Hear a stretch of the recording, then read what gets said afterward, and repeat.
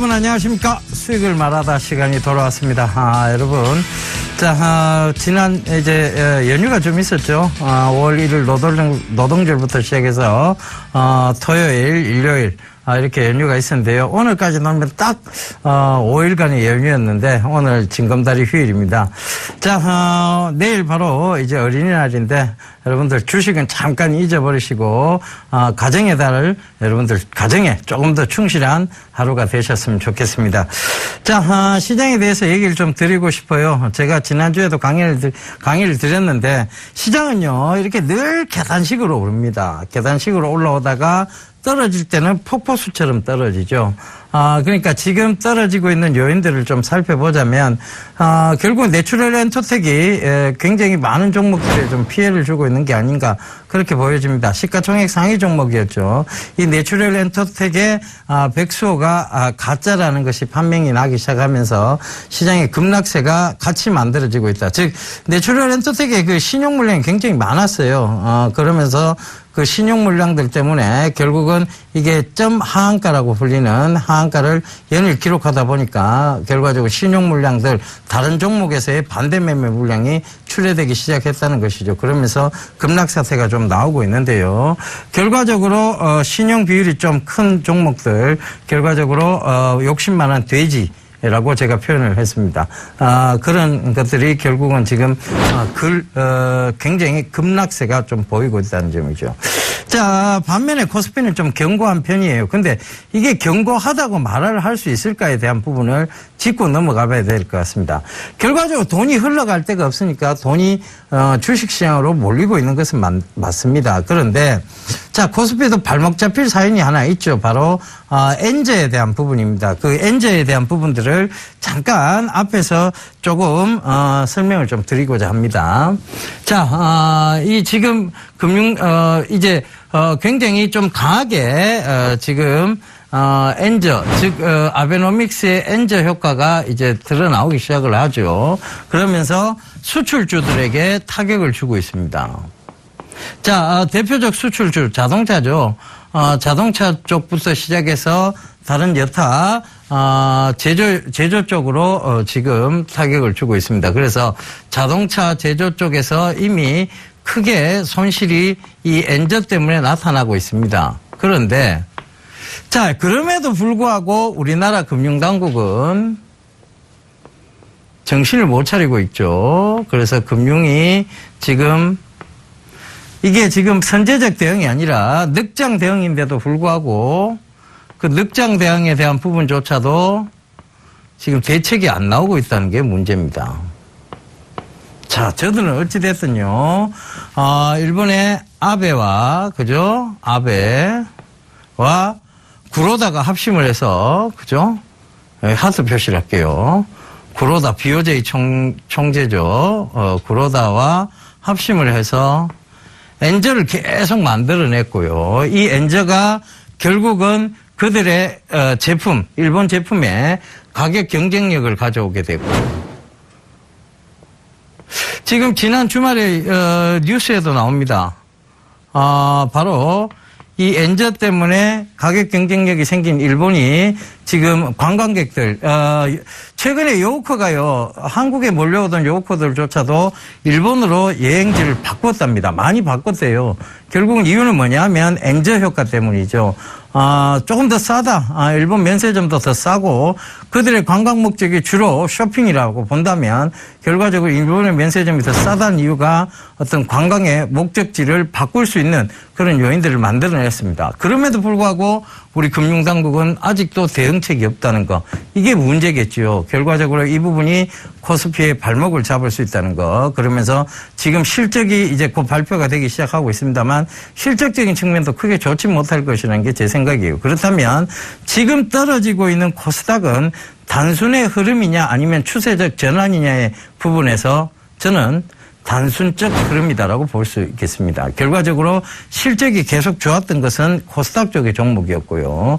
코스닥이 지금 800선을 목전에 두고 있다가 결국은 지금 밀려 내려와서 700선마저 다 내주고 말았습니다. 이 얘기는 뭐냐면 단순간에 좀 흐름상에 안 좋은 부분들, 즉 내추럴 엔터텍의 영향이 좀 짙고요. 그다음에 바이오주의 영향들이 좀 짙습니다. 그리고 나서 하락이 나왔던 부분이지만 이게 다시 올라갈 수 있는 것은 결과적으로는 주도주가 재편이 되면서 다시 올라갈 수 있다는 얘기예요. 결국은 뭐냐면 실적주가 주도주가 될 수 있다는 얘기겠죠. 지금 바이오주 같은 경우는 기대감으로 올랐다면 실적주가 이제 면목을 드러내면서 올라올 수 있는 종목이다. 이렇게 좀 보셔야 될 것 같습니다. 주도주의 재편적인 부분을 좀 생각해 보셔야 될 것 같고요. 지금 실적이 돌아서지도 않는데 코스피는 올라오고 있습니다. 그런데 이 실적에 또 발목을 잡는 게 이 환율에 대한 부분들이 발목을 잡을 거고요. 그렇다면 다시 올라가는 상승의 제한적 요소가 있다고 본다면 코스피 쪽에서 자금이 빠져서 다시 코스닥 쪽으로 들어온다는데 그 이견도 없을 듯 보입니다. 그래서 지금은요, 여러분들이 함부로 코스닥을 빼서 코스피로 갈아탈 문제가 또 아닌 시점입니다. 그렇다면 지금은 오히려 이 구간을 조금 매수 기회로 잡으셔야 될 것 같은데, 이번 장이 크게 지금 이번 주 장이죠. 크게 좋을 것 같지는 않아요. 변동성이 확대될 수 있는 구간이라고 제가 아침 수익을 말하다 시간에도 지금 계속 강조를 드리고 있는데, 그 부분 때문에라도 주 후반에 매수를 좀 잡아보는 것이 현명한 전략이다. 결과적으로 주 초부터는 내추럴 엔터텍의 영향이 계속 있을 것이라는 얘기를 좀 드렸습니다. 그 점도 참고를 해보셨으면 좋겠고요. 이 신용 반대매매 물량이라든가 미수, 그다음에 스탁론 반대매매 물량들이 쏟아져 나온다면 그것이 결국은 거래량 없이 하락을 시킨 결과가 나왔다는 거고요. 그 하락 이후의 모습들이 중요한데 실적적인 측면이 더 담보가 되어 있는 코스닥 쪽의 매수세가 더 강하다고 보셔야 될 것 같습니다. 지금요, 코스닥이 먼저 이렇게 치고 갔어요. 그 다음에 코스피가 뒤따라왔죠. 그러면서 코스닥이 약간 하락을 하면서 어느 정도 발을 맞추어 나가는 모습이지, 이거를 코스닥의 추세적 하락 전환, 그 다음에 코스피로서의 이동, 이런 것으로 받아들이시면 곤란하다는 얘기를 전해드리고 있습니다. 그 근거는요, 바로 환율인 엔저 때문입니다. 물론 금융당국이 지금이라도 정신을 차려서 이 늑장 대응에서 그나마 정신 차려서 이번 달에 금리 인하, 추가 금리 인하를 단행을 하게 되면 이 부분은 어느 정도 해소가 될 수 있는 부분입니다. 그런데 이게 해소가 안 된다면 결과적으로 또 코스피 쪽에서의 급락세도 예견이 되는 그런 장이다. 그렇게 생각을 해보셔야 될 것 같습니다. 시장은요, 3수급 주체가 있습니다. 세 가지의 수급 주체죠. 바로 외국인, 그리고 기관, 개인이 있습니다. 그런데 이 셋 중에서 가장 돈이 많은 것은 개인이에요. 그런데 이 외국인이 집중력이 강하죠. 외국인은 살 때 계속 사게 되어 있습니다. 오늘 수급도요, 외국인이 현물 쪽에서 사고 코스닥 쪽에서는 조금 팔았습니다. 그러니까 거래소 쪽은 좀 사고 코스닥 쪽에서는 좀 팔고, 그다음에 이 외국인 수급에서 좀 하나 체크해 봐야 될 것은 선물에서의 강한 매수세가 들어왔다는 점. 그러면 그들이 현물을 조금만 올려도 선물 쪽에서는 큰 수익이 날 수 있다는 점을 참고해 보신다면, 왜 단기적으로 코스피가 조금 수급적인 측면이 있어 나왔는지가 해답이 나오는 부분이고요. 두 번째는요, 이 코스닥에서 그러면 외국인이 좀 팔았는데 왜 급락이 조금 팔았는데 왜 급락이 나왔느냐에 대한, 폭포수 같은 급락이 왜 나왔느냐에 대한 부분이에요. 바로 기관들이 잘못을 하고 있는 것이죠. 결국 외국인들이 팔면 이 외국인들이 다시 그 밑에 가격에 못 잡도록 기관들 수급이 받쳐줘야 되는데, 기관도 눈치를 굉장히 많이 봅니다. 그러면서 코스닥에서 기관들이 같이 동반 매도가 나온 거죠. 결과적으로 많이 몰려있던 내추럴 엔터텍의 동반 물량까지 키워 나온다면 코스닥 수급은 오히려 외국인들이 파는 쪽으로 보이게끔 돼 있습니다. 기관이 계속 매도를 하는 것처럼 보이게끔 돼 있습니다. 그러나 실적은 어디에 있다고요? 성장성은 어디에 있다고요? 결국 코스닥 쪽이 실적이 코스피 대비 낮다는 게 정답이죠. 그렇다면 이 조정 시 이 부분은 매수 구간, 또 한 번의 매수 찬스로 받아들이셔야 될 것 같습니다. 그 점도 참고를 해보셨으면 좋겠고요. 자, 코스피 쪽은 여전히 상승의 제한적 부분, 엔제에 대한 효과, 그런 부분들로 인해서 수출 부진, 이런 것들이 문제가 될 수 있다는 점도 참고를 해보신다면, 결국은 지금은 시장 쪽으로 봤을 때 코스피 쪽으로 함부로 갈아탈 것이 아니다라는 첫 번째 결론. 그 다음 두 번째 결론은 뭐냐면, 코스닥에서의 실적 종목을 쳐다보면서 포트폴리오를 재편해야 되는 것이 두 번째 부분입니다. 자, 이 부분 꼭 좀 참고를 해보시고 가셨으면 좋겠습니다. 자, 일단 코스닥이 지금 최근에 떨어지면서요. 자, 차트를 한번 볼게요. 자, 잘 올라오다가요. 자, 한번 보세요. 잘 계단식으로 잘 올라오다가 갑자기 툭툭 제 폭포수처럼 떨어졌습니다. 이게 공포일까요? 근데 아직 추세 전환일까요? 자, 이 추세가 이렇게 살아있는데 이게 추세 전환을 볼 수 있습니까? 그죠? 박스권을 뚫었어요. 장기 박스권인 580에서 600선을 뚫고 올라와 있습니다. 그렇다면 이건 추세적 전환이 아니라 건전한 조정으로 보셔야 됩니다. 자, 많이 빠지게 돼도요. 지금 거의 하락의 폭은 좀 나왔다. 650선이 어떤 하락폭의 끝이라고 보여지는데 650선까지도 빠질 만한 상황은 아니라는 것. 그 근거는 바로 실적적인 측면 담보해 보셨으면 좋겠습니다. 자, 이런 여러 가지 시장 얘기들을 좀 참고하시고요. 자, 이제 종목적으로 접근을 해 보셔야 되는데, 종목은 제가, 금일은요, 바로 본격적 수익을 말하다 시간, 바로 종목 관리를 말하다 시간을 가져보도록 하겠습니다. 자, 5월 달에 세 가지 섹터에 대해서 얘기를 드렸습니다. 그래서 그 세 가지 섹터들을 조금 아직도 성장성적인 측면을 좀 살펴보고요. 그거를 어떻게 지금 코스닥 급락 시점에서 어떤 식으로 접근해 들어가야 될 것인가에 대해서 다시 한번 되짚어 보도록 하겠습니다. 이제 수익을 말하다 본격적 강의에 들어가도록 하겠습니다. 자, 4월 초죠. 4월 초에 제가 여러분들께 수익을 말하다 해서 최초로 드렸던 종목군들은요. 자, 첫 번째 먼저 좀 보도록 하겠습니다. 자, 뭐였겠습니까? 바로 비트코인이죠. 4월 초에서 말씀드렸던 내용입니다. 라스베가스 기술 관련 컨벤션에서의 비트코인 부스를 그때 사진을 보여드리면서 얘기를 드렸었고요. 결국은 Big Investor Involvement could boost Bitcoin. 결국은 앞으로의 비트코인의 성장성에 대한 부분들을 이 전시회를 통해서 좀 느낄 수 있지 않느냐에 대한 부분입니다. 결국은 통화 가치로서의 비트코인이죠. 자, 지금은 여러분들 엔저도 그렇고요. 그다음에 유로화 페리티 시대도 그렇고 이게 왜 나왔습니까? 그죠? 결국은 뭐냐 하면 중앙은행 즉 유럽의 통화를 관리하고 있는 중앙은행이 ECB죠. 이 ECB가 유로화를 계속 좀 떨어뜨린 결과가 됐고요. 강제적으로 조절이 가능하다는 얘기죠. 그래서 떨어뜨렸고 결국은 1달러 1페러시티 시대가 오면서 유럽 쪽에 제품의 가격 경쟁력이 생긴 거죠. 일본도 마찬가지입니다. 일본도 바로 통화 정책을 누가 하고 있느냐면 BOJ죠. 일본 중앙은행입니다.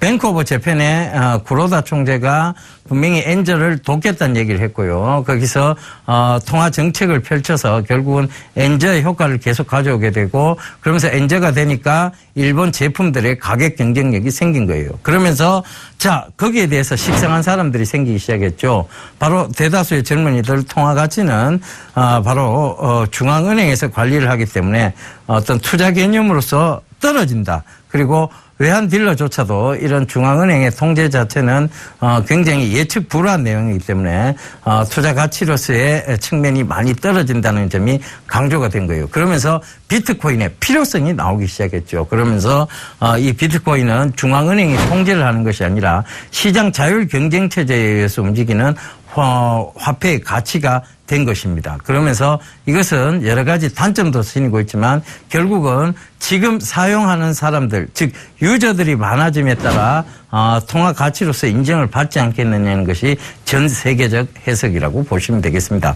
자, 미국 같은 경우에는요, 이 비트코인을 통화 가치로 인정을 하는 분위기입니다. 그런데 유럽은 아직 여러 가지 문제, 범죄적 우려 때문에 바로 이 비트코인을 아직은 통화 가치로서 인정하고 있지 않다는 점도 여러분들 그 당시에 말씀을 드렸습니다. 그러면 이 종목은 어떻게 보셔야 된다? 이 비트코인과 관계된 주들은 중장기적 관점에서 보셔야 된다는 얘기입니다. 그래서 그 부분도 꼭 좀 참고를 해보셨으면 좋겠습니다.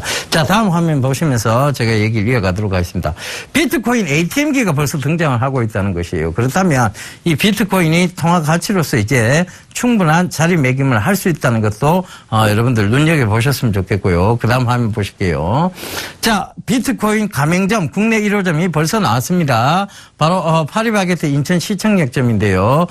비트코인 가맹점 국내 1호점이라는 프랜카드를 캐치프레이드를 내걸고 장사를 하고 계시죠. 자, 이런 것은 결과적으로 국내에도 이 비트코인이 빠르게 도입될 수 있음을 의미를 합니다. 아직까지는 조금 어려운 부분이 없지 않아 있어요. 그런데 통화 가치, 즉 투자 가치로서의 화폐, 이런 측면에서 본다면 비트코인이 앞으로 세계적 유저 부분들 그것들을 확보해 나가면서 충분히 통화 가치로서도 인정받고 그리고 투자 가치의 화폐로서도 인정받을 수 있다. 요즘 착안을 해보셔야 될 것 같습니다. 다음 한번 보시면서 비트코인 관련 기사에 대한 내용인데요.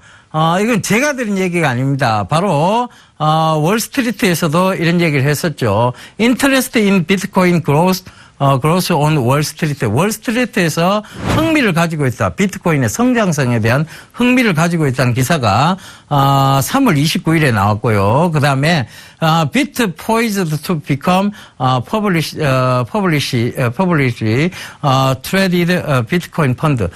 자, 비트코인 펀드를 일반적으로 투자를 할 수 있다. 자, 이 얘기를 지금 3월 1일쯤에 기사가 나온 내용이에요. Second market seeks to open 비트코인 펀드 투 오디너리 인베스터. 일반 투자자들에게 공개를 하는 펀드로서 비트코인 펀드가 존재를 하고 있다는 거 역시 3월 19일 날 2014년도 3월 19일 이미 작년도 3월 19일이에요. 그러니까 지금쯤 이것을 다시 봐야 될 시기가 아니냐는 측면을 다시 한번 강조드리도록 하겠습니다.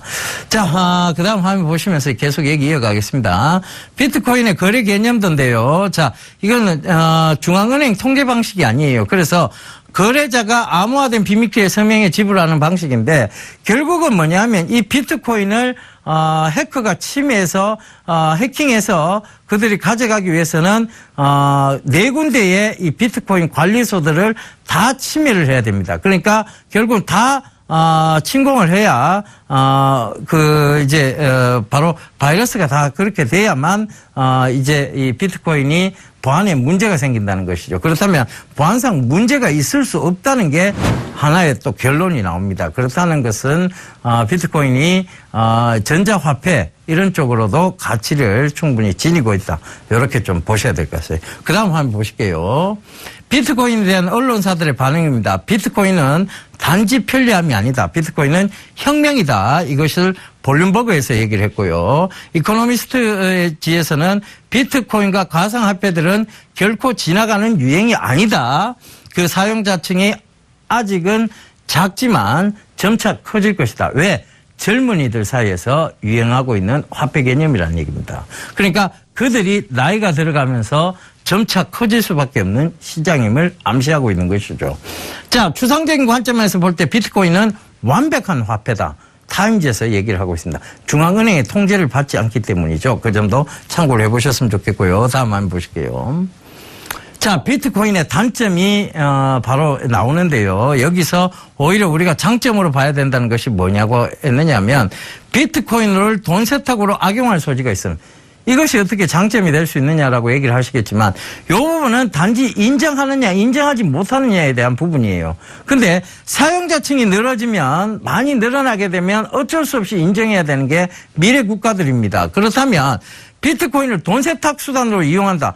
저걸 이용하기 위해서라도 일부러 더 많은 사람들이 이용을 하게 되겠죠. 그렇다면 이것은 오히려 단점이라기보다는 노이즈 마케팅에 가까운 부분이 아니냐 이렇게 보여집니다. 그래서 그 부분도 참고를 해보신다면 자, 이 비트코인이 오히려 이런 사이버 공격이나 약탈 활동에 취약할 수 있다는 단점도 역시 크게 단점으로 볼 수는 없을 것 같습니다. 4군데가 다 침공을 받아야 돼요. 사이버텍을 받아야 된다는 얘기입니다. 자, 다음 한번 보실게요. 비트코인의 장점입니다. 분산 시스템 개념을 새롭게 도입해서 사회 가치교환 관리 방식이라는 점이에요. 그리고 그 다음에 수조 달러에 달하는 금융거래 수수료 비용을 절감시킬 수 있다. 결국은 기존 금융주에 대한 피해적인 부분들도 나오고 있다는 얘기입니다. 그 다음에 기존 업무들에 대한 전산 처리가 가능해질 수 있고 금융거래를 영위할 수 있는 대체수단. 저는 이렇게 많은 사람들이 금융거래를 못하는 사람들이라고 생각하지 못했습니다. 은행 계좌를 보유하지 못한 세계 수십억 명 이상의 사람들에게 금융거래를 영위할 수 있는 대체수단인 거예요. 그러니까 비트코인은 또 다른 대체수단의 화폐 가치로도 존재를 할 수 있다는 얘기죠. 자, 이런 부분들이 아마 이 비트코인의 성장성을 가져올 수 있는 여러 가지 요인들이 될 것입니다. 자, 다음 한번 보실게요. 자, 비트코인의 환율 추이예요. 자, 키프로스 사태가 나오면서 좀 커졌죠. 결국은 중앙은행 통제 시스템이라는 것이 이런 키프로스 사태를 통해서 이게 중앙은행이 통제해서 결국 망하게 되면 투자자들은 돈만 들고 있다가도 망하는 경우가 생기는 거가 나왔습니다. 그러면서 비트코인의 인기가 많이 높아졌고요. 그 다음부터 비트코인은 계속 성장성을 이루어오고 있는 중입니다. 자, 세계 최초 비트코인 ATM기가 캐나다에 등장하면서 그때부터 급격하게 올라가기 시작했죠. 그러면서 전 FRB 의장이죠. 벤 버냉키가 비트코인에 대해서 긍정적으로 발언을 했던 부분들, 이런 부분들이 앞으로도 비트코인의 성장성을 이끌어 나갈 수 있는 부분들이다. 이렇게 좀 말씀을 드리겠습니다. 자, 다음 한번 보실게요. 자, 이게 비트코인 채굴 공장이에요. 꼭 중국의 중국에서 지금 하는 채굴 공장인데 수십 대의 컴퓨터들이 있습니다. 수백 대, 수십 대, 수천 대의 컴퓨터들이 돌아가면서 비트코인을 채굴을 하고 있는 거예요. 그러니까 결국은 이들이 좀 무식한 짓을 하고 있다고 생각이 들겠지만 이 냉풍기, 강풍기까지 돌려가면서 컴퓨터를 시켜가면서 채굴을 하고 있다는 얘기예요. 그렇지만 이 얘기는 뭐냐면 중국에서조차 지금 비트코인에 대한 새로운 인식들이 생겨나고 있음을 의미합니다. 그렇다면 이 비트코인 관련주들을 다시 한번 보셔야 되겠죠. 그래서 그 부분도 참고를 해보셨으면 좋겠습니다. 이 비트코인이 관련주는 여러 가지가 좀 나올 수 있어요. 그런데 지금 SK컴즈라든가 이런 부분들을 좀 계속 지속적으로 좀 보셔야 될 것 같고요. 또 하나는 컴퓨터 성능과 관계된 부분입니다. 바로 이 비트코인 컴퓨터를 하나를 만들기 위해서는 컴퓨터의 성능 사양들이 좀 좋아야 돼요. 그러다 보니까 이 컴퓨터 성능 사양들을 교체할 수 있는 컴퓨터 관련주들이 또 주목을 받을 수 있다. 이렇게 좀 보셔야 될 것 같습니다. 자, 다음 화면 보실게요. 자, 제가 바로 중순에 말씀드렸던 거예요. 바로 다시 봐야 할 사물 인터넷에 대한 얘기였습니다. 결국은 애플의 iHome 시스템, 그죠? 그 다음에 이건 뭐냐 하면 홈케어 시스템, 즉 홈 오토메이션 시스템에 대한 얘기입니다.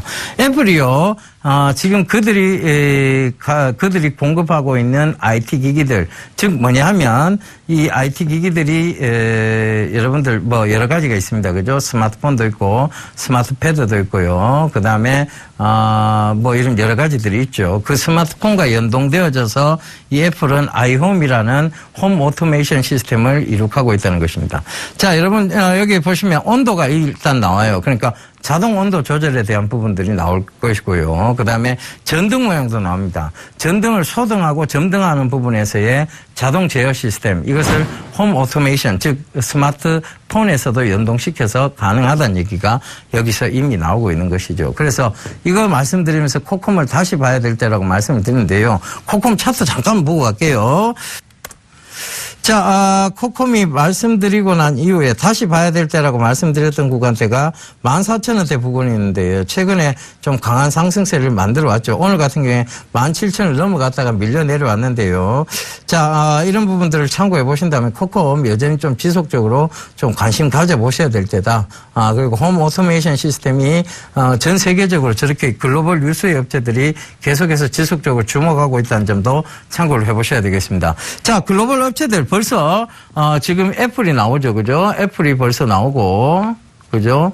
애플이 벌써 나오고, 그 다음에 구글에서조차도 지금 홈 오토에 대한 얘기들이 나오고 있습니다. 그러면서 삼성도 뛰어들기 시작했고요, 그죠? 삼성도. 그 다음에 자, 이런 부분들이 글로벌 뉴스에 브랜드들이 뛰어들기 시작했다는 점. 거기다가 LG까지 가세를 했죠.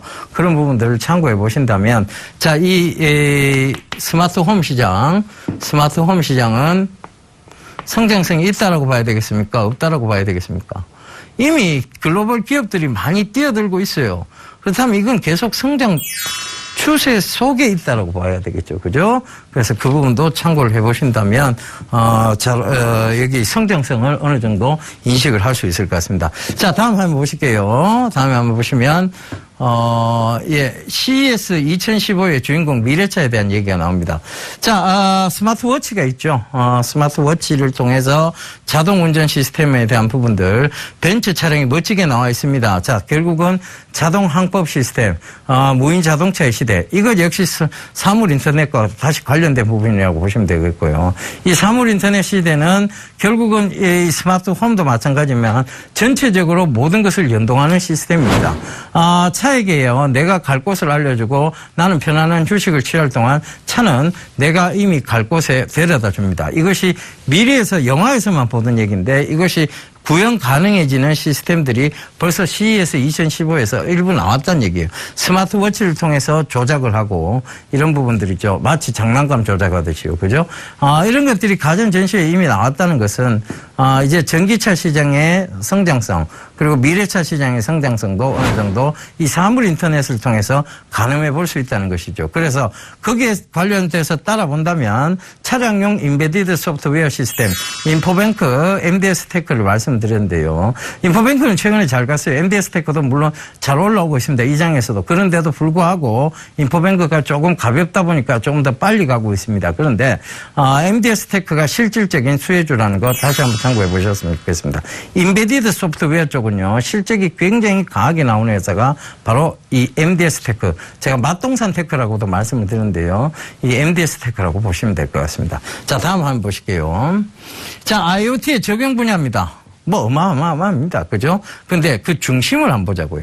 네트워크가 있고요. 그 네트워크를 통해서 컨슈머 홈 쪽, 그다음에 스마트 인프라 스트럭처, 스마트 인프라 구조 쪽으로, 그다음에 트랜스포테이션 운송 쪽으로, 그다음에 뭐 인더스트리얼 산업 쪽으로, 그리고 헬스케어 쪽으로, 건강 쪽까지 여러 분야로 나누어진다는 것입니다. 그런데 이 중심에 뭐가 있어요? 네트워크가 있죠. 바로 네트워킹 시스템, 그다음에 통신 장비 시스템이 이 근간을 이루고 있다는 것을 이 화면에서조차도 얘기해주고 있는 것입니다. 그래서 그 네트워킹 시스템에 대한 네트워크 그다음에 통신 장비 쪽으로 봤을 때 여러분들 좀 관심 가지셔야 되는 종목 다산 네트워크라는 얘기도 드렸습니다. 중장기적 관점에서 꼭 보시라는 얘기도 좀 드렸고요. 그 점 참고해 보셨으면 좋겠습니다. 그다음 한번 보실게요.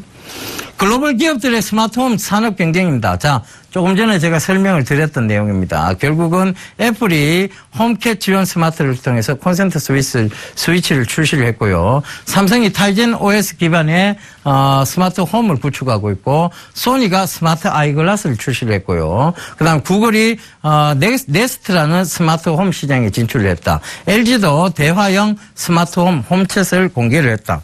즉 결국은 이 모든 대기업들이 글로벌 유수의 기업들이 이 스마트 홈 시장에 뛰어들었다는 얘기를 의미합니다. 그래서 그 부분도 참고를 해보셨으면 좋겠습니다. 자, 다음 한번 보실게요. 자, 사물 인터넷 시장 규모 전망입니다. 캐파가 점점 커지고 있는 것을 여러분들 눈으로 직접 보실 수 있을 거예요. 2020년도에 캐파는 어마어마한 추세로 상승 추세를 달려나가고 있습니다. 그렇다는 것은 이 사물 인터넷 시장이 굉장히 광의의 의미에서 협의의 의미의 어떤 개별적인 종목까지 두루두루 수혜를 보일 수 있다는 것도 의미를 하겠죠. 그 점도 참고를 해보셨으면 좋겠고요. 자, 다음 한번 보실게요. 자, 산업용 사물 인터넷의 진화에 대한 기사 내용이었습니다. 그때 당시 기사 내용을 짚어드리면서요. 50시간 걸리던 작업이 IIoT, 즉 인더스트리얼 인터넷 오브 싱즈로 결국은 50분 만에 해결이 된다. 50시간 걸리던 게 50분 만에 해결이 된다. 어마어마한 시간 단축이죠. 결국은 산업 쪽에서도 사물 인터넷을 안 볼 수 없다는 얘기들이 나옵니다. 그래서 이 사물 인터넷 시장 다시 봐야 될 시기라는 거, 지금도 여러분 다시 봐야 될 시기라는 거 다시 한번 강조드리도록 하겠습니다. 자, 사물 인터넷 뒤돌아서도 아깝지 않은 종목이고요. 자나깨나 다시 봐야 되고요. 거. 그 다음에 늘 관심을 가지고 지켜봐야 되는 섹터라는 것도 한 번쯤 참고를 해보십시오. 제가 사물 인터넷을요 2013년도 초반부터 계속 후반 쪽이죠. 11월 달부터 강조를 드렸어요. 처음 짚어드렸던 종목이 효성 ITX였고 그 당시 5,000원대 가격에서 22,000원까지 쉼없이 올라왔습니다. 자, 그 다음에 그 전년도죠. 바로 2014년도 여름부터 시작해서는 여러분 사물 인터넷 통신 장비 쪽으로 보셔야 된다고 해서 홈 오토메이션 시스템과 더불어서 Snet, 코콤을 말씀드렸어요. S넷은 그 당시 4,200원대예요. 이것이 최근에 10,000원까지 올라왔다가 빠졌습니다. 그 다음에 코콤 역시 마찬가지죠. 홈 오토메이션 시스템, 사물 인터넷 연결된 홈 오토메이션 시스템을 말씀드렸는데 그때 당시 가격이 5,200원대였습니다. 그것이 지금 20,000원을 넘어갔다 왔다는 것도 참고를 해보신다면 결과적으로 뭐냐, 사물 인터넷 시장은 굉장히 가파르게 성장을 하고 있었고 그것이 굉장히 많이 올랐기 때문에 건전한 조정 구간에 지금 있다. 그러면 다시 재상승, N자형의 재상승 모양만 생각해 보신다는 것을 보면 된다는 거. 지금도 여러분들 사물 인터넷 관심 가지면 된다고 얘기하는 거. 요게 조금만 빠져도 또 얘기를 하세요. 전에 처음에도 이 S넷을 4,200원에 말씀드리고 나서 4,000원을 깨고 내려오니까 또 그 성장성에서 의심을 합니다. 성장성 지금 여러분들께 화면으로 보여드리고 있습니다. 이걸 참고하셔야지 제 하는 말을 참고하실 필요 없어요. 이 화면이 여러분 사물 인터넷으로 갑니다를 계속 얘기를 해주고 있습니다. 그런데도 불구하고 자꾸 제 얘기에 초점을 기울이지 마시고요. 앞으로 이런 산업적인 이 주식시장은요. 여러분 차트 싸움이 아니에요. 산업과 산업이 끊임없이 보이지 않는 전쟁을 하는 곳입니다. 그 전쟁을 하는 곳에서 그 어떤 산업이 이겨나가고 있다. 그 어떤 산업이 주목을 받고 있다는 것을 자꾸 말씀을 드리고 있는데요. 그거를 자꾸 차트적으로 이해를 하시니까 62평을 깹니다. 22평을 깹니다. 그럼 여러분들 그때마다 손절하셔야 되겠네요. 그죠? 산업싸움은 없는 거네요. 여기는. 그런 거 아니에요. 여기는 반드시 말씀드리지만 산업과 산업 간 전쟁이 일어나는 무시무시한 보이지 않는 전쟁을 하는 곳입니다. 그래서 그 부분을 인식해 보신다면 이 기사들을 더 믿으시는 게 맞고요. 이 기사들의 팩트들을 믿고 그 팩트의 성장성을 믿고 가시는 확신 있는 투자가 더 중요하다는 거 다시 한번 강조드리도록 하겠습니다. 자, 다음 한번 보실게요. 삼성과 LG의 스마트홈 시스템입니다. 스마트 싱지라는 회사를 바로 M&A를 했죠. 삼성전자가. 그걸 M&A 하면서 지금 새로운 타이젠이라는 OS를 입히면서 스마트홈 시장에 본격적으로 뛰어들었고요. LG전자도 바로 대화형 사물 인터넷 홈 오토메이션 시스템인 홈챗이라는 것을 통해서 이 사물 인터넷 시장에 뛰어들고 있습니다. 여기 보면요. 갖가지 가전제품을 연동시킨 것을 여러분들 보실 수 있을 겁니다. 결국은 사물 인터넷이죠. 갖가지 청소기도 연동시켜 놓고요. 보일러도 연동시켜 놓고 냉장고도 연동시켜 놓습니다. 제가 지난 주말에 일요일 날 장학퀴즈를 봤는데요.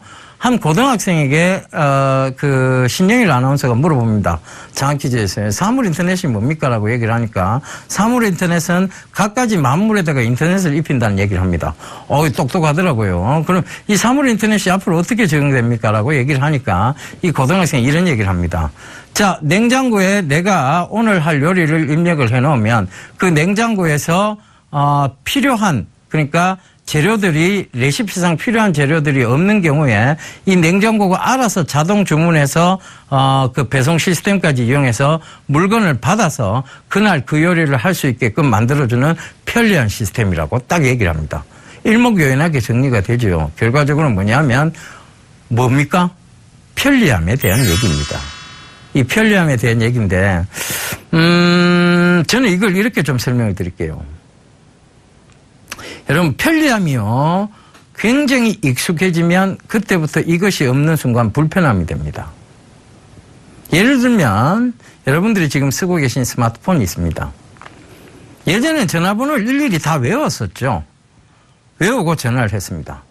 삐삐를 차고 있을 때까지만 해도요. 전화번호를 확인을 했습니다. 자, 이게 누구 전화다 확인을 했죠. 그래서 가족들 전화번호는 물론이고요. 가까운 친구들 전화번호 정도는 다 외우고 있었습니다. 아마 우리 앞에 계신 감독님도 그럴 테고요. 지금 옆에 계신 스태프분도 마찬가지일 거예요. 근데 지금 여러분들 전화번호 외우고 있느냐 물어보면 몇 개 안 될 거예요. 이게 뭘 의미하느냐? 편리함이 익숙해지면서 이 편리한 시장이 만약에 사라졌을 때는 불편함을 의미합니다. 시청자분 이런 질문을 합니다. 꼭 사물 인터넷 필요합니까? 지금 사물 인터넷 시대 안 와도 지금 편한데요. 물론 그렇죠. 내비게이션이 꼭 필요합니까? 내비게이션 없을 때도 자동차 운전도 하고 다녔습니다. 그런데 그 내비게이션 시장이 자리 잡으면서 지금은 내비게이션 없이는 운전하기가 힘든 시장이 돼버렸죠. 힘든 운전이 돼버려요. 똑같습니다. 당장 필요하진 않습니다. 그러나 대기업들이 여러분들의 주머니를 열기 위해서 사물 인터넷이라는 새로운 성장 동력을 들고 나왔고요. 이것을 여러분들 편리함으로 입히는 거예요. 이 편리함이 지속이 되다 보면 결국 뭐가 되느냐. 이게 없을 때에 대한 불편함이 돼버립니다. 자, 아마 스스로 본인에게 질문을 한번 던져보십시오. 감독님도 스태프분도 스스로에게 질문을 던져보면 내가 이 편리함이 내한테 익숙해져서 지금 만약 이게 없어졌을 때에는 굉장히 불편하겠구나 하는 것을 느끼실 겁니다. 그것이 바로 이 사물 인터넷의 앞으로 펼쳐질 시대의 펼쳐질 미래고요. 그리고 펼쳐질 성장성에 대한 얘기입니다. 자, 다음 화면 보시면서 얘기 이어갈게요. 자, 상생이 현실화입니다. 우리 어렸을 때 이 배우죠. 데이빗 하셀호프라는 배우입니다. 이 배우가요, 키트라는 자동차를 시계로 부릅니다. 그러면 이 키트가 자동 무인 항법으로 탁 오죠. 그래서 이 데이빗 하셀호프를 탁 태우고 작전을 수행을 합니다. 차도 멋있었지만요. 이런 새로운 시스템, 저 미래에 대한 시스템, 과연 저런 세상이 올까라는 그런 의구심도 있었어요. 그런데 그것이 이제 현실화가 되어져 가고 있는 것이 BMW와 바로 애플 아이워치와의 연동되어진 무인 항법 시스템이라는 것이 이 상생의 현실화라는 부분이 나오기 시작합니다. 예전에 그런 얘기 했었죠. 여러분 영화 써니 보시면 거기에 대해서 이런 얘기가 나옵니다. 야, 전화기를 들고 다닌다 캐라. 이런 얘기를 합니다. 그것이 상생이 현실화가 됐죠. 실제적으로 전화기를 여러분들 다 들고 다니십니다. 이제 그죠? 그게 현실화가 된 거예요. 그때까지만 해도 그게 불가능한 시대였고요. 상상도 할 수 없었던 그냥 꿈속에서 존재하던 얘기였습니다. 근데 그것이 현실화가 됐고 그런 전화기를 들고 다니는 시대가 왔고요. 여러 가지 IT 혁명들이 많이 왔습니다. 지금도 그들은 여러분들의 지갑, 주머니를 쉽게 열기 위해서 IT 혁명을 계속 이끌어 나가고 있는 것입니다. 그 점 참고해 보셨으면 좋겠습니다. 그때부터 스마트폰 시장이 보급이 되시면서 스마트폰 관련주들이 10배 가까이 올랐다는 것도 참고를 해보신다면 이건 단기적으로 봐야 될 사항이 절대 아니라는 걸 여러분들 감지를 하실 거예요. 자, 다음 화면 보실게요. 스마트 홈의 사물 인터넷 적용입니다. 스마트 도어락 얘기가 나오고요. 그 다음에 이 스마트 홈은 결국은 데이터 수집 플랫폼을 통해서 즉 플랫폼 회사의 성장성에 대한 부분들을 의미합니다. 그 다음에 자동 언락 알람에 대한 부분들, 액션에 대한 부분들이 나오는 것이죠. 그래서 그 부분도 참고를 해보셨으면 좋겠고요. 다음 한번 보실게요. 자, 주문 결제 배송의 M-커머스 시장입니다. 결과적으로 주문을 합니다. 오더. 예전 방식이에요. 예전 방식에서는 그 오더를 하고 그 다음에 지불, 즉 컴퓨터로 결제를 하고 트랜스포터 결국은 그 아마존이라는 택배 회사를 통해서 운송이 되는 시스템에서 지금은요. 제품의 바코드를 찍고요. 그 다음에 그것을 스마트폰으로 주문을 합니다. 주문을 하면서 결제를 지문인식 시스템이나 페이먼트죠. 지문인식 페이먼트 방식이나 마그네틱 방식으로 결제를 하고요. 트랜스포트는 뭘로 하느냐. 무인 항공기죠. 드론을 통해서 트랜스포테이션, 즉 결과적으로는 운송이 되는 시스템까지 온다는 얘기입니다. 결과적으로 이 모든 것은 사물 인터넷에 의해서 이루어지는 세상이란 얘기죠. 그래서 그 부분도 꼭 좀 참고를 하셨으면 좋겠습니다. 자, 다음 화면 바로 보실게요. 예, 다음 화면은 이제 지난주에 얘기 드렸던 부분이네요. 그죠? 중국의 자동차 산업의 성장성을 얘기를 하고 있습니다. 자, 중국 지난주에 얘기 드렸어요. 중국의 자동차 산업이 성장하게 되면 어느 쪽은 피해를 볼 수 있다. 우리나라의 완성차 쪽은 피해를 볼 수 있다. 현대차, 기아차에 피해가 예상될 수 있다는 부분 말씀을 분명히 드렸습니다. 그러니까 그 부분도 좀 참고를 해보셨으면 좋겠고요. 그래서 중국의 자동차예요. 체리 티고5라는 자동차의 내부인데요. 우리나라에 지금 산타페 신형 이쪽에 조금 더 가깝다고 봐야 되겠죠, 그죠? 그하고 굉장히 모습이 비슷합니다. 그리고 중국의 자동차 산업이 참 이 내부만 봐도 굉장히 놀랍도록 발전을 했다.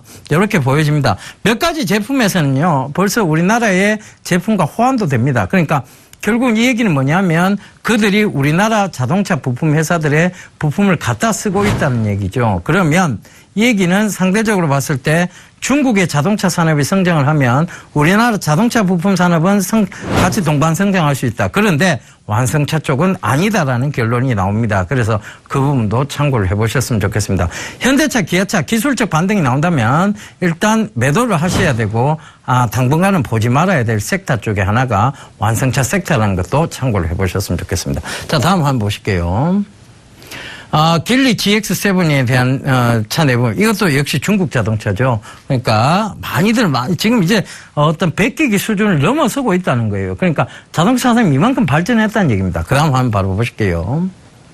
자, 그레이트 월 카논 H6의 내부입니다. 아우디하고 모양이 비슷해요. 안에 아우디 Q5에 하고 비슷하고 미쓰비시 차하고도 좀 비슷합니다. 외관 모습이요. 결국은 100기기 수준인데 왜 이런 RV 차들이 많이 나오느냐, 그것도 좀 잠깐 설명을 드릴게요. 중국은 땅이 굉장히 넓습니다. 대륙국가죠. 사막도 많고요. 결국은 당연히 길이라도 좋다, 길이 아니라도 좋다, SUV 차량들이 인기를 끌 수밖에 없는 상황입니다.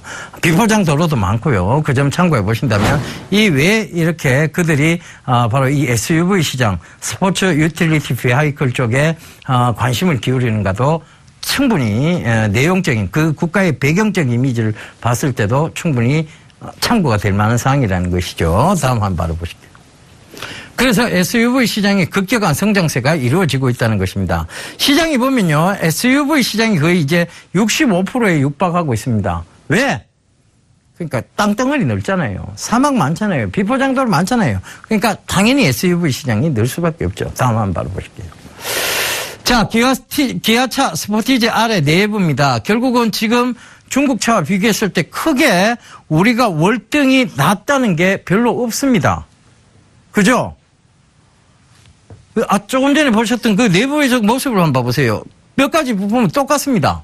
그러니까 결과적으로 보면 이 부분들은 똑같습니다. 그러니까 그런 부분들을 참고해 보셨을 때는 결과적으로 이렇게 갈 수밖에 없다는 것이죠. 자, 다음 화면 바로 보실게요. 참 이거는 거의 뺏기기 수준 이상입니다. 그죠? 언핏 여러분들 생각나는 차가 있을 거예요. 오늘 아침에 지하주차장에서도 봤는데요. 랜드로버 이보크하고 모양이 똑같습니다. 여기 밑에 앞에 글자가 뭐가 적혀 있는가? 랜드윈드라고 적혀 있습니다. 저 윈드 글자만 딱 떼고요. 글자를 떼고 랜드로버 자만 딱 갖다 붙이면 됩니다. 그럼 똑같죠? 누가 랜드로버를 사겠습니까? 저걸 사지. 저거 사가 스티커만 바꾸면 되는데. 그죠? 저는 그렇게 할 것 같아요. 뭐, 야 같다고요? 야가 어쩔 수 없습니다. 가격이 절반 이하인데요. 랜드로버 이보커가 한 7천만 원 가까이 할걸요. 그 가격대에서 이게 반 가격대라고 보시면 될 것 같습니다. 그러니까요. 그 반 가격 이하로 떨어진다. 그러면 저 스티커 몇 장, 색깔도 똑같아요.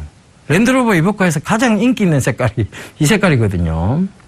좀 뭐 잘 나가는 색깔은 아니고 사람들이 한 번쯤 눈여겨보는 색깔이죠. 그래서 이 부분도 참고를 해보셨으면 좋겠습니다. 뒤에 흰 차까지 보니까 흰 차도 더 똑같네요. 그죠? 다음 화면 바로 보실게요. 절정이 나옵니다. 이제 이 뺏기기의 절정이죠. 여러분들 딱 보는 순간 무슨 차인지 알 거예요. 산타페. 예, 이름도 비슷합니다. 성타페이. 예, 이름까지도 비슷합니다. 중국 자동차예요. 그런데 명칭이 성타페이입니다. 그리고 우리나라 산타페하고, 자, 이거 다 바꿀 수 있을 것 같아요. 우리나라 라디에이터 그릴만 바꾸면 산타페가 될 것 같아요. 이 H자가 조금 희물그리하죠, 그죠? 이거를 현대 H자로 바꾸면 될 것 같고요. 자, 앞에 라디에이터 그릴 로고 똑같습니다. 자, 그리고 산타페하고, 헤드라이트는 똑같습니다. 그리고 안개등 부분 똑같죠? 자, 바로 부품은 다 바꿔 쓸 수 있을 정도의 제품입니다. 바로 쌍따빼입니다. 자, 산타페죠. 그래서 명칭까지도 헷갈리도록 그렇게 만들어 놨습니다. 진짜 우리나라 자동차 산업에 피해가 안 오면 어김없이 진짜 다행이다는 생각이 좀 들게 만드는 그런 차입니다. 자, 다음 화면 보실게요. 스마트 포트라는 차인데요. 그러니까 ZOTYE 200이라는 전기차입니다. 중국에서 만든 차인데 이 스마트 포트하고 똑같아요. 뭐? 벤츠의 스마트 포트라는 차, 2인승 차가 있습니다. 그 차하고 똑같이 생겼습니다. 근데 전기차가 이미 만들어지고 있다는 것이죠. 우리나라 전기차가 지금 제대로 보급도 되지 않은 상황에서 중국은 이미 전기차 기술이 어느 정도 발전에 들어가고 있다는 것을 눈여겨보실 수 있는 대목입니다. 그 다음 화면 보실게요. 중국 자동차 시장의 판매량 및 증가율 추이입니다. 그런데 판매량 보세요. 계속해서 늘고 있습니다. 증가율은 조금 줄고는 있습니다만 결과적으로 판매량이 계속 늘고 있다는 것은 결과적으로 뭘 의미하느냐? 바로 자동차 시장의 성장성을 의미합니다. 지금 중국이 주가가 한참 좋죠. 그런 측면도 참고를 해보셨으면 좋겠어요. 자, 다음 화면 보실게요. 자, 요게 앞건입니다. 옆모습을 딱 보니까요. 아우디 R8하고도 좀 비슷한 모습이에요. 스포츠카입니다. 이게 뭘까요? 중국에서 만든 GN2K50이라는 차입니다. 똑같습니다. 그런데 기술이 놀랍습니다. 바로 전기차입니다. 전기차 스포츠카죠. 우리나라에서 아직 만들지 못했던 전기차 스포츠카가 중국에서 이미 개발이 됐고 이것이 제로백이 거의 4초에 가깝다고 합니다. 그러니까 0km에서 100km까지 가속하는 시간을 말하는 겁니다. 전기차가요. 놀라운 기술력을 그들이 이미 습득을 해서 그리고 베끼기를 해서 이루어 나가고 있다는 것이죠. 모방 차원을 넘어서기 시작했다는 얘기입니다. 창조적 차원까지 넘어가고 있다는 거. 그들이 이제 무서운 어떤 산업 싸움을 하고 있다는 것을 의미를 합니다. 자, 다음 화면 보실게요. 자, 여러분 무슨 차로 보이십니까? 페라리로 보이십니까? 미국 발음은 포라리죠. 그죠? 포라리로 보이십니까? 아니면 폴쉐. 그죠? 포라리하고 폴쉐의 중간 단계입니다. 뒷모양은 폴쉐예요. 앞모양은 포라리입니다. 결과적으로 뭐냐? 이건 짬뽕을 해서 만든 차인데 희한하게도 굉장히 잘 만들었습니다. 타고 싶을 정도로 잘 만들었습니다. 자, 앞에도 똑같이 그릴조차도 포라리하고 비슷합니다. 그들의 산업이 놀랍도록 발전했다는 것을 얘기합니다. 자, 중국의 자동차 산업까지 오늘 짚어봤습니다. 결과적으로 뭐냐면 우리가 침해를 받을 수 있는 그런 영역, 그리고 그것이 자동차 침해 영역을 바꿀 수 있는 그런 부분들 참고를 해보셨으면 좋겠고요.